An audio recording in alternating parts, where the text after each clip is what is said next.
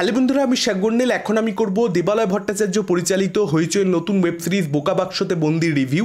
এই সিরিজটার ভালো দিক খারাপ দিক নিয়ে আলোচনা হবে আজকের এই ভিডিওতে।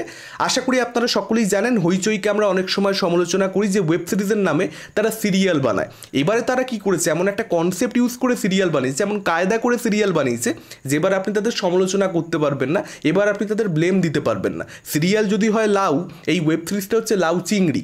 লাউ আমি পছন্দ করি না, কিন্তু লাউ চিংড়ি বাড়িতে হলে মাকে কিন্তু বলি একটু দিও, একটু চেখে দেখবো, কারণ চিংড়ি মাছের লোভটা রয়েছে। গল্পটা সম্পর্কে যদি একদম সামান্য বলি, এখানে সোলাঙ্কির যে ক্যারেক্টারটা, সে একজন টিভি সিরিয়াল অ্যাক্ট্রেস।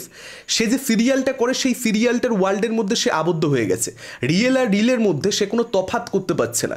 সিরিয়ালের যে ক্যারেক্টারগুলো রয়েছে সেই ক্যারেক্টারগুলো দাবি করছে যে সত্যিকারের সোলাঙ্কির তারা বাড়ির লোক, তারা পরিবারের লোক। কেউ তার শ্বশুর হয়, কেউ তার শাশুড়ি হয়, কেউ তার যা হয় যে সবসময় পেছনে লেগে থাকে সোলাঙ্কির, কেউ তার স্বামী হয়। এবার সত্যিই কি বোকা বাক্সতে সোলাঙ্কি বন্দি হয়ে গেল?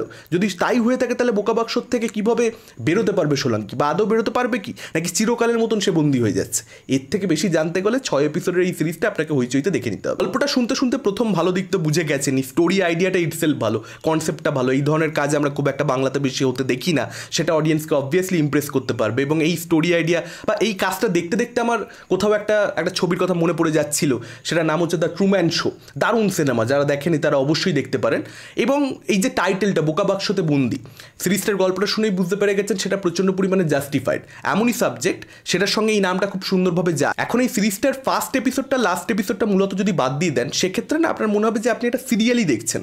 একদম ডায়লগ রাইটিং সেরকম, প্লট পয়েন্ট সেরকম, মানে প্লট যেরকম দেখবেন সিরিয়ালে এগোয় না, মানে অনেকটা হয়ে গেল তাও যেন কিছু হচ্ছে না, এক জায়গাতে যেন ঘুরপাক ঘুরপাক ঘুরপাক ঘুরপাক। সেই নেচারটা এখানে দেবালয় ভট্টাচার্য সিরিজের মধ্যে আনবার চেষ্টা করেছেন। এখন সেটা তো পছন্দ নয় আমার, মানে আমি তো সিরিয়ালের অডিয়েন্স নই। আমি বুঝতে পারছি যে সাবজেক্টটাই এমন যেটা ডিরেক্টরকে অ্যালাউ করছে যে সে অর্গ্যানিক্যালি জিনিসটাকে আনছে, মানে জোর করে একটা সিরিয়ালের মতন ট্রিটমেন্ট না, সেটা কিন্তু দেবালয় ভট্টাচার্য করেননি।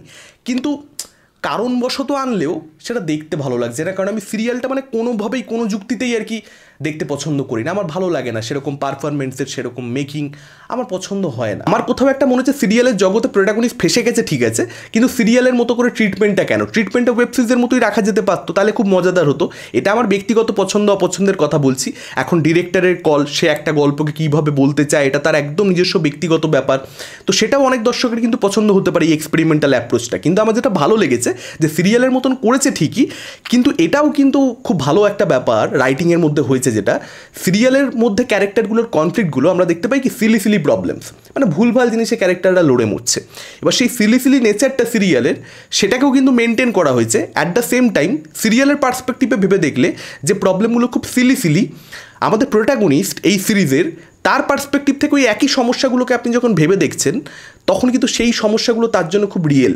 সেই সমস্যাগুলো কিন্তু সিলি সিলি নয়, সেই কনফ্লিক্টগুলো কিন্তু কখনোই বোকা বোকা নয়। মানে সিরিয়াল তো আপনারা দেখেন, এবার সেখানে কিছু জিনিসপত্রই মানে ওই টেমপ্লেট ওরিয়েন্টেড, একই জিনিসপত্র ঘুরিয়ে ফিরিয়ে নানান রকমভাবে আর কি দেখানো হয়, সেগুলোকেই রেখেছে, সেগুলোকে মক করছে। কিন্তু সেগুলোর সঙ্গে এমন সুন্দরভাবে প্রোটাগনিস্টের কনফ্লিক্টগুলোকে জুড়ে দিয়েছে, মানে প্রোটাগনিস্ট এমন কিছু কাজকর্ম করছে যেটা আর কি তার রিয়েল লাইফের যে এক্সিস্টেন্সটা সেটা আছে কি নেই সেটা বোঝবার জন্য করছে, কিন্তু সেটা কোথাও একটা সিলি হয়ে যাচ্ছে সিরিয়ালের পার্সপেক্টিভে। তো সেই ব্যাপারটা খুব মজাদার হয়েছে, সেটা খুব সুন্দর হয়েছে রাইটিংয়ের মধ্যে, এবং ক্লাইম্যাক্সটা বিউটিফুল।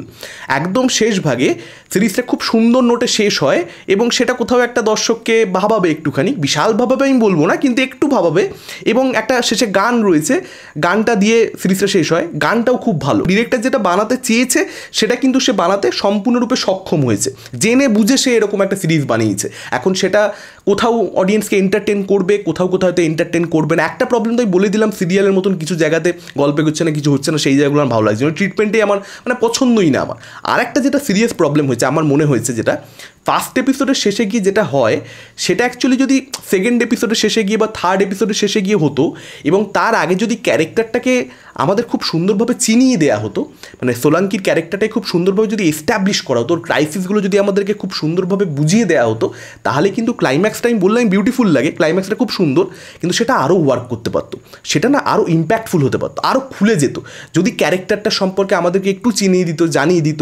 ক্যারেক্টারটা সম্পর্কে বেশি কিছু আমরা জানতে পারি না, বুঝতে পারি না, হঠাৎ করে যেন গল্পটা সম্পূর্ণরূপে শুরু হয়ে যায়। আপনাদের কি মতামত, যারা দেখে ফেলেছেন আমাদেরকে ডেফিনেটলি কমেন্ট করে জানাতে পারেন। এই ভিডিওটা ভালো লাগলে লাইক করতে পারেন, শেয়ার করতে পারেন। আমাদের চ্যানেল নতুন হলে চ্যানেলটাকে অবশ্যই সাবস্ক্রাইব করতে পারেন। আজকের মতন টাটা, চোখ রাখুন পরবর্তী ভিডিও।